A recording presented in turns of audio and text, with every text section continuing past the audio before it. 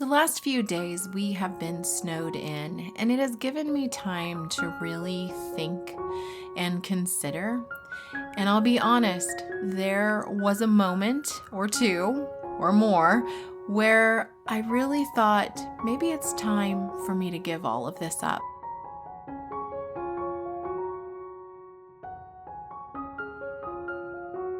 Hello, friends. Welcome to the Raising Arrows podcast. I'm Amy Roberts from raisingarrows.net, and this is episode number 175.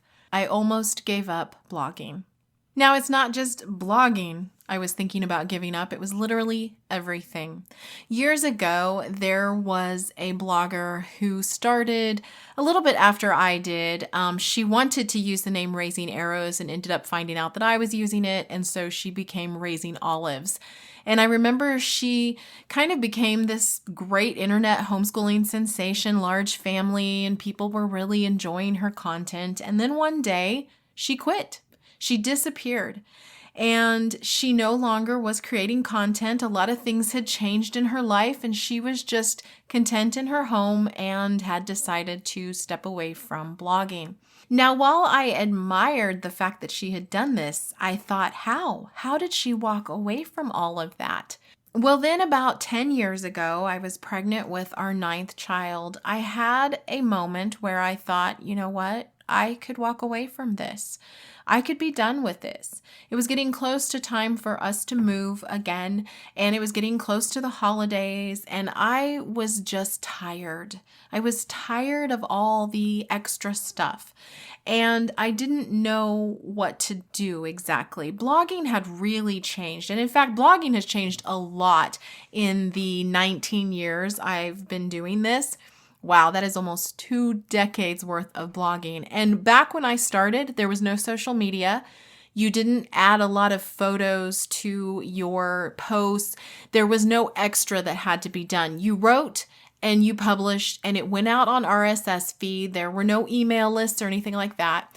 And then with the advent of social media, you kind of had to start thinking about that side of things and creating graphics that went with your posts. And then pretty soon it wasn't just one social media platform, it was 3 or 4. Next thing you know, you were supposed to be cultivating an email list. And then it was podcasts and video and on and on and on until I was overwhelmed by the sheer amount of things I thought I had to do in order to run this blog. Now, don't get me wrong, I enjoyed all of it. Actually, this podcast has been an absolute joy for me. I have enjoyed just being able to sit down and record a podcast whenever I'm able to, publish it. I've enjoyed the feedback. I've enjoyed being a part of everybody's lives while they're washing dishes or doing laundry. I feel a real sense of camaraderie with the people that I'm blogging to and podcasting to and the videos and all of that. I've enjoyed it. But there is a part of me that is weary, and there's a part of me that longs for the way things used to be. So back 10 years ago, when I thought about quitting all of this, I talked to my husband. We spent some time in prayer. Neither one of us felt like I was really supposed to fully quit, but I could tell things were evolving in the blogging world, and I wasn't real sure what that meant for me. And one of those things was that I was seeing where so much was going to video, and so much in the blog world was going to articles rather than what blogs used to be, where you were connecting with the reader based on common ground and you were just sharing your life with people. Blogs became places where people went for information. So fast forward to now, my husband has been home from his year-long deployment for about a month now. And I have had a chance to just really think through, because we haven't been doing a lot outside of the house. We've done a few things, but we're really just kind of hunkered down as a family. And it's given me a chance to reevaluate family life and my home and what I want that to look like. I did choose a word of the year. I didn't think I was going to have a word of the year, but it ended up that this word just sort of appeared. And it was something that has to be a God thing, because honestly, I don't think I would have chosen this word on my own. And I think it is really where God is leading me this year. And that word is serve. So much has happened in the last week where I have seen that I struggle with serving, even my own family. I'm real good at serving myself or wanting to serve myself and then begrudging the fact that other people need me to serve them. I want to learn throughout this next year to serve others without that feeling that I'm being walked on, or I wish they'd just leave me alone, or why can I not seem to get anything done because everybody needs me all the time. I want to learn to serve humbly and graciously, and that is something I don't do well. And so I am hoping that the Lord has given me this word for the year because He's going to show me some ways in which I can really truly serve my family, serve our church, and also serve those of you who are listening to this podcast and reading the blog. I want to do something different. And honestly, every time I get this feeling that I need to do something different or things are changing on the blogging landscape and I need to adjust with them, I always feel like I need to go back to my roots. But very rarely have I been able to do that. I know that things change and sometimes it's an irreparable change. There's no way you will ever regain what you lost. There's no way you can go back. I am reminded of the little house in the teeny tiny town that we lived in when Ty and I were first married. And I loved that house. I put sheer curtains on the bay windows and they would blow in the breeze. And I painted the living room the exact color I wanted.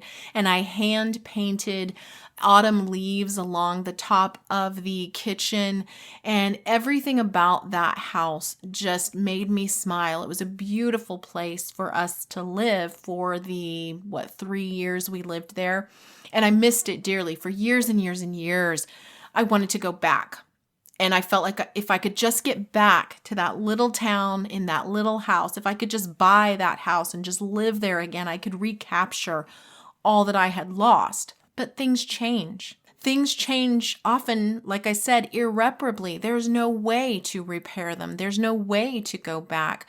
The landlord that we had who lived right next door, who was such an important part of our lives, almost like a grandfather to our children, he died. He wasn't there anymore. The friends that we had in that tiny town, they moved on. The church even changed. Things were different. There was no way for us to go back.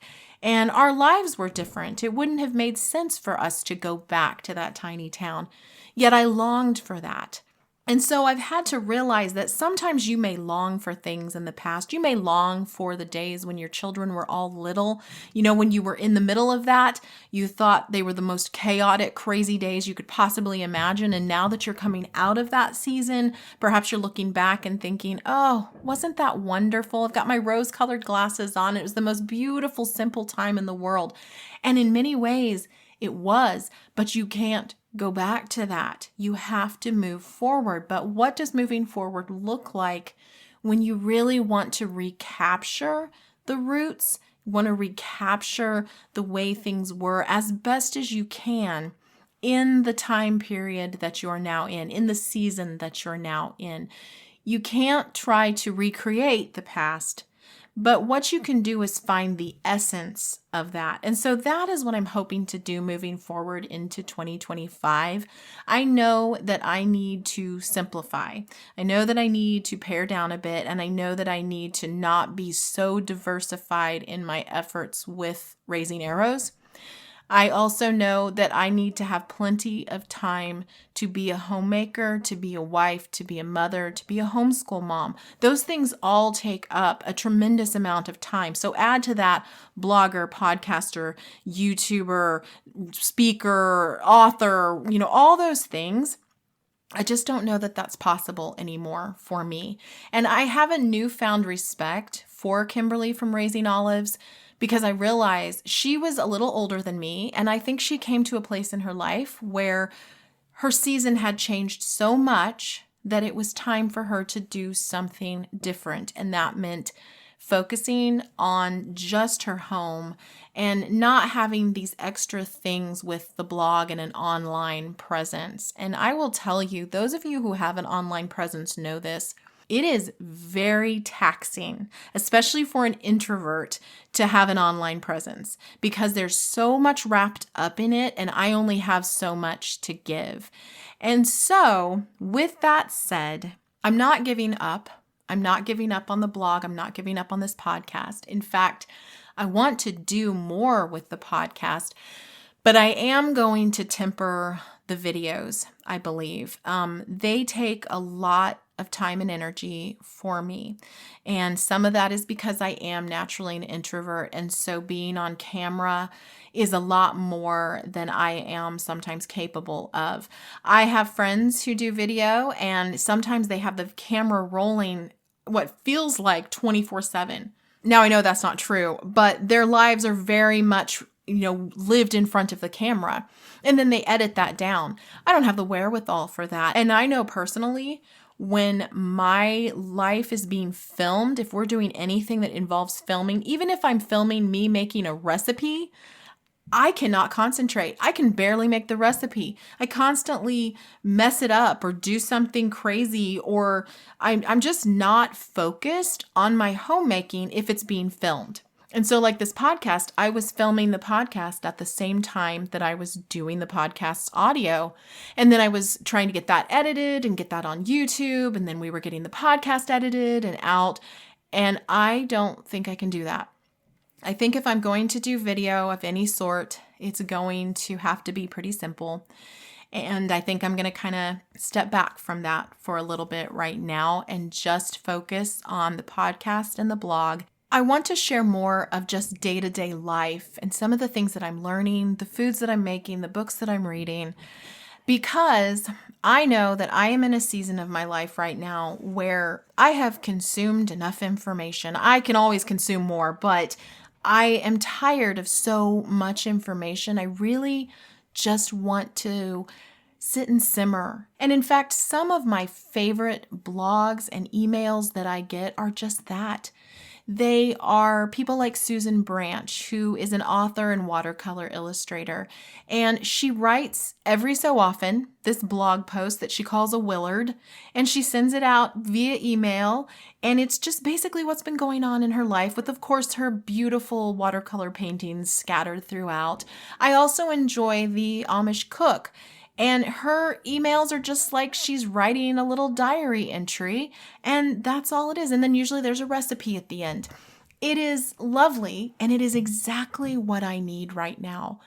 And I feel like that's where I want to be with the blog. I'm tired of writing articles. I am tired of trying to come up with bullet points to make your life better. That sounds awful, but it's not that I don't want to make your life better. It's that I don't want to be this Titus 2 woman standing over you, giving you bullet points of things to do. I want to live my life, and I want you to see Christ in my life. I am hoping that I can be the kind of Titus 2 woman that is just a little further along in the journey with you. And I'm just sharing my life. We're just doing life together. We're a community. When I started Raising Arrows, I was 29 years old. Can you believe that? I was 29 and I was pregnant with my fourth. And so there were things that I knew. There were things I was doing that I wanted to share. But really, I was sharing what was going on in my life. And that is what the blog was for a long time, until blogs changed in about 2010, 2009, somewhere around there, probably with the onset of smartphones. Blogging really changed. It became less about an intimate conversation and more about articles and telling you how to do things. It was more of a self-help sort of feeling. And it was so much of a change that I remember I actually had readers back then who shared with me that they were really sad that my blog had changed over to that. But I did not feel like I could keep up with this intimate conversation. I felt like, this is what I was supposed to do. I was supposed to share some of the things that were going on. By this point, I was in my early 30s. I had 7 children, and I felt like, I had a lot to share, and a lot of what we were doing homeschooling wise, I wanted to share that in a more palatable way, more of a bullet point kind of article rather than this journal entry. But I think I came to the end of that here this last year. I came to the end of my ability to write articles, my ability to bullet point my entire life. I started the large family homeschool life, day in a life kind of thing. I do 5 days where I just kind of journal what we're doing in our homeschool, and I put that on the blog. People really seem to enjoy that.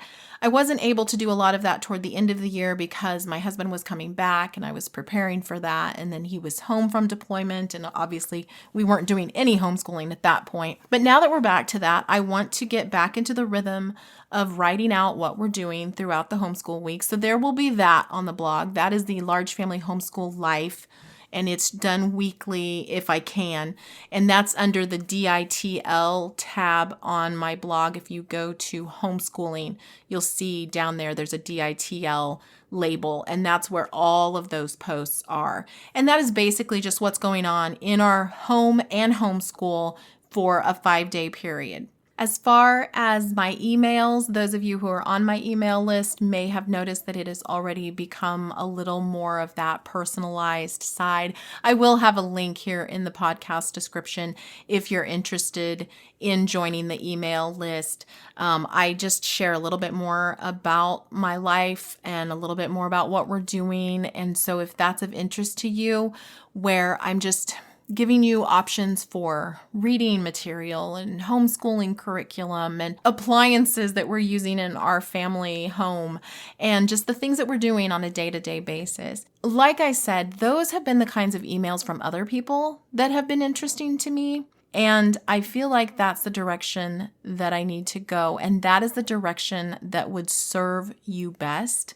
And again, there's that word, my word of the year, serve, is to go back to my roots and to simply write about what's going on in my life.